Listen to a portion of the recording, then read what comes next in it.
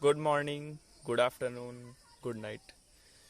आप जिस टाइम भी मेरा वीडियो देख रहे हैं आपको उस टाइम का विश। तो आज हम लोग पढ़ने जा रहे हैं सर्वनाम के बारे में। तो चलिए स्टार्ट करते हैं। सर्वनाम।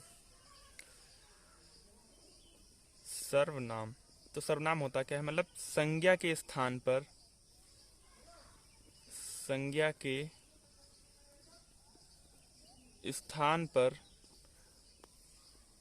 प्रयोग किए जाने वाले शब्दों को हम सर्वनाम कहते हैं। ठीक है, संज्ञा के स्थान पर प्रयोग किए जाने वाले शब्दों को हम सर्वनाम कहते हैं। यानी कि संज्ञा संज्ञा अगर आपको संज्ञा नहीं पता है तो हमने इसके लिए भी वीडियो बनाया है। आप पहले वो वीडियो देख लीजिए, फिर इसको देखिए। पहले वाले वीडियो की लिंक हम डिस्क्रिप्शन बॉक्स में दे देंगे, आप वहां से जाके पहला वीडियो संज्ञा के बारे में देख सकते हैं। तो चलिए हम लोग आगे बढ़ते हैं। संज्ञा मतलब वो सर्वनाम, माफ कीजिएगा, सर्वनाम। तो संज्ञा के स्थान पर प्रयोग किए जाने वाले शब्दों को हम सर्वनाम कहते हैं। तो सर्वनाम यानी कि इसको उदाहरण से समझते हैं। मान लीजिए हमने बोला राम खेलता है, तो ये क्या है, यहाँ पे संज्ञा है, ये क्रिया है, ठीक, खेलता है। अब हम यहाँ पे राम की जगह पे बोल दें वह खेलता है, ठीक है। तो वह खेलता है, तो अब यह क्या हो गया, राम राम क्या था यहाँ पे, संज्ञा। लेकिन अब राम की जगह पे क्या आ गया, वह, तो यह क्या हो जाएगा, सर्वनाम। ठीक है, तो ये क्या हो जाएगा, सर्वनाम। तो हम बोल सकते हैं संज्ञा के स्थान पर प्रयोग किए जाने वाले शब्दों को हम सर्वनाम कहते हैं। तो सर्वनाम की आवश्यकता क्यों पड़ती है, तो मतलब पहले देखिए, अगर मान लीजिए हमने कहा निखिल बाजार गया, निखिल ने बाजार से सब्जी लाई, निखिल फिर दिल्ली जाएगा। बार बार अगर हम लोग कोई वाक्य बोल रहे हैं, अगर बार बार हम उसका नाम बोलेंगे तो थोड़ा अजीब लगता है। लेकिन अगर उसकी जगह पे हम कुछ जैसे शब्दों का प्रयोग करते हैं, जैसे वाह, तो जैसे मैंने बोला कि निखिल बाजार गया था, वहाँ से उसने सब्जी लाई और फिर उसे अभी दिल्ली भी जाना है। ठीक, तो ऐसे ही मतलब अगर जो संज्ञा वो सर्वनाम शब्दों का प्रयोग करते हैं तो भाषा में थोड़ा रोचकता आती है और हमें कुछ अजीब भी नहीं लगता। तो इसलिए हम सर्वनाम शब्दों का प्रयोग करते हैं।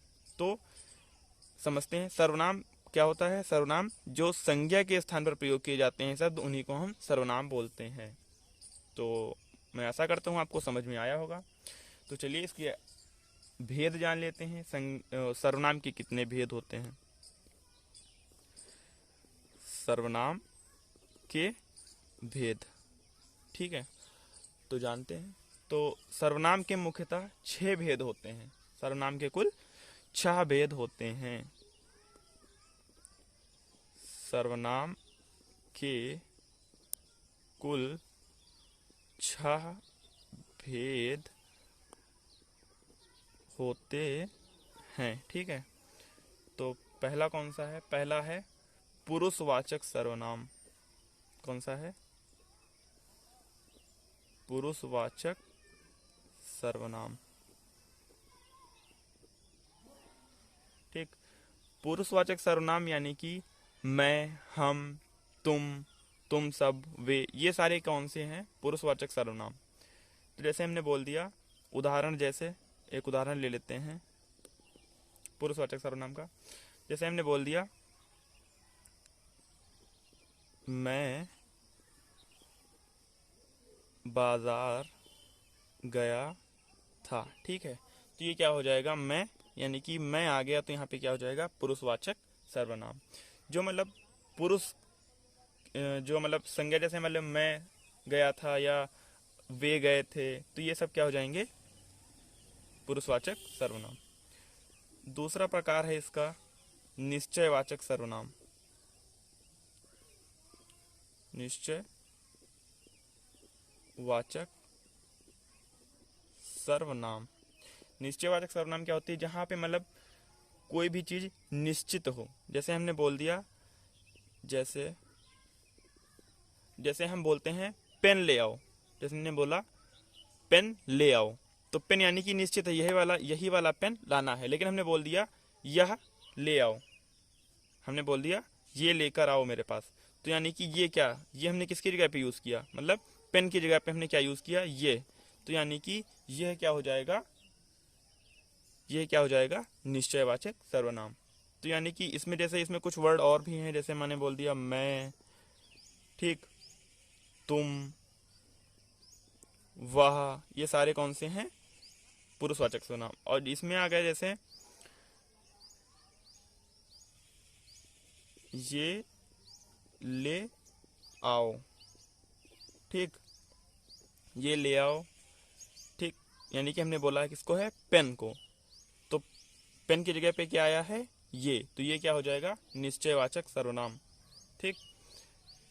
या हमने बोल दिया कि वो आया है, मान लीजिए मान लीजिए हमारे घर पे राम आया है, और हमने बोल दिया कि हमें पता है कि राम है, तो उसकी जगह हमने क्या बोल दिया, वो। तो क्या बोला हमने, वो आया है, ठीक। तो वो किसकी जगह पे आया है, राम की जगह पे, तो वो क्या हो जाएगा, निश्चयवाचक सर्वनाम। तो इसके कुछ और भी शब्द हैं, जैसे यह, वह, ठीक, इन, ये ऐसे ही कुछ शब्द हैं निश्चयवाचक सर्वनाम के। तीसरा प्रकार है अनिश्चयवाचक सर्वनाम। जब हमें निश्चित ना हो, यानी कि जो हमें करेक्ट पता ना हो।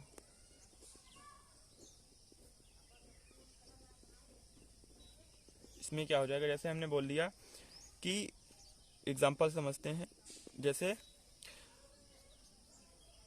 कोई आया है, क्या बोल दिया, कोई आया है, ठीक। हमें कंफर्म नहीं पता है कि कौन आया है, लेकिन कोई आया है, तो कोई क्या हो जाएगा यहाँ पे, अनिश्चयवाचक सर्वनाम। हमने बोल दिया जैसे किसी ने दरवाजा खटखटाया है, तो किसी ने क्या हो जाएगा, किसी, मतलब किसी क्या हो जाएगा वहाँ पे, अनिश्चयवाचक सर्वनाम। हमें कंफर्म नहीं पता है कि किसने दरवाजा खटखटाया है, लेकिन वहाँ पे हो जाएगा, तो इसलिए वहाँ पे हो जाएगा अनिश्चयवाचक सर्वनाम। तो इसके कुछ शब्द हैं, जैसे कि कोई, किसी, कहीं, ठीक, आदि, ये शब्द हैं। फिर इसका फोर्थ यानी कि चौथा प्रकार कौन सा है, प्रश्नवाचक सर्वनाम, ठीक, प्रश्नवाचक सर्वनाम, प्रश्नवाचक सर्वनाम। तो इसमें देखते हैं, मतलब यहाँ पे कोई ना कोई प्रश्न पूछा जाएगा, जैसे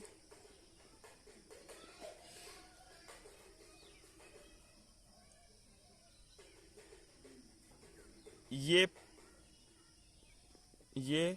किसने तोड़ा, जैसे हम बोल दिया ये किसने तोड़ा, तो ये किसकी जगह पे आया, किसने, यानी कि किसने क्या हो जाएगा, प्रश्नवाचक सर्वनाम। ये किसने तोड़ा, जैसे मान लीजिए ये पेन राम ने तोड़ा है, ठीक, तो हमको नहीं पता है, तो हमने क्या बोला, ये किसने तोड़ा है, ठीक। तो हम पूछ देंगे ये किसने तोड़ा, ठीक। तो ऐसे ही यहाँ पे किसने,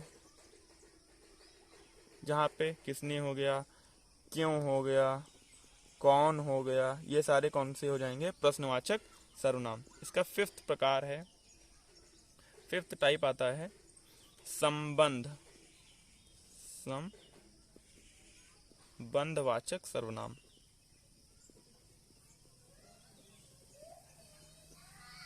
ठीक। संबंधवाचक सर्वनाम जैसे मैंने बोल दिया जिसका, इसमें आता है जैसे जो संबंध मतलब बताते हैं, जैसे यह पेन मेरा है,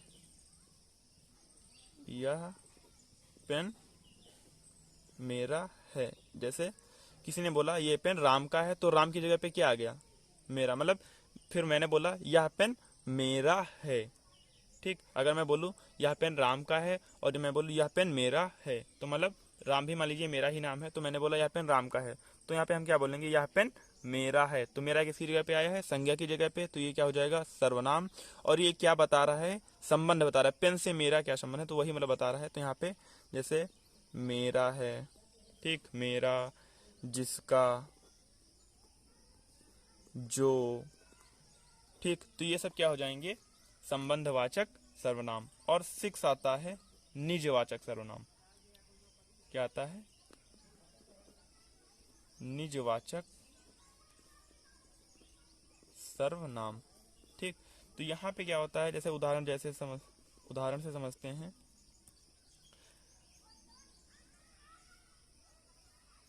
आप, मैंने बोल दिया आप कहाँ गए थे, तो ये क्या हो जाएगा? आप क्या हो जाएगा? निजवाचक सर्वनाम। ठीक, आप कहाँ गए थे, तो इसमें आप क्या है? निजवाचक सर्वनाम। तो ऐसे ही जैसे इसमें कुछ शब्द होते हैं, आप, अपना। ठीक, आप है, अपना है, और अपनी, स्वयं। ये सब क्या हो जाएंगे? जहाँ पे निज का मतलब होता है जहाँ पर आप अपने आप से रिलेटेड कोई बात बताएं, यानी कि अपने आप के बारे में बताएं।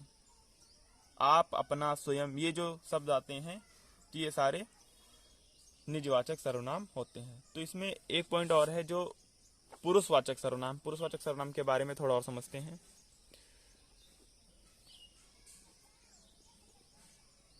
पुरुषवाचक सर्वनाम को हम, इसके जो होते हैं 3 भेद होते हैं। इसके 3 भेद होते हैं। पहला होता है प्रथम पुरुष।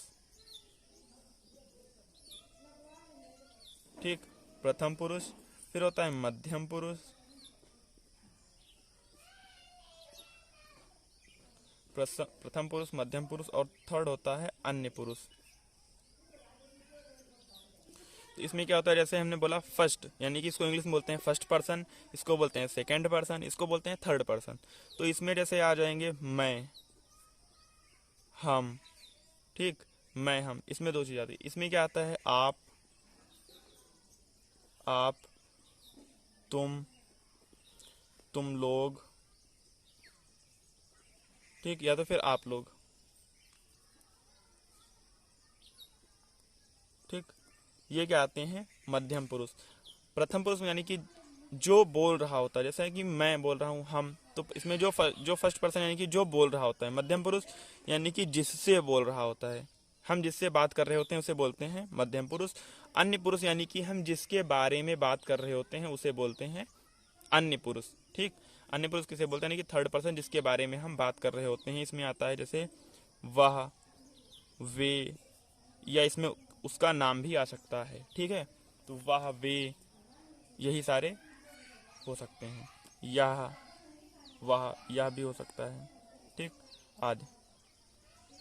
तो इसमें जिसके बारे में हम बात कर रहे होते हैं उसके बारे में बताते हैं। तो मैं आशा करता हूँ आपको ये समझ में आया होगा। अगर आपको कोई दिक्कत होती है तो आप कमेंट में ज़रूर बताएं। Thank you so much.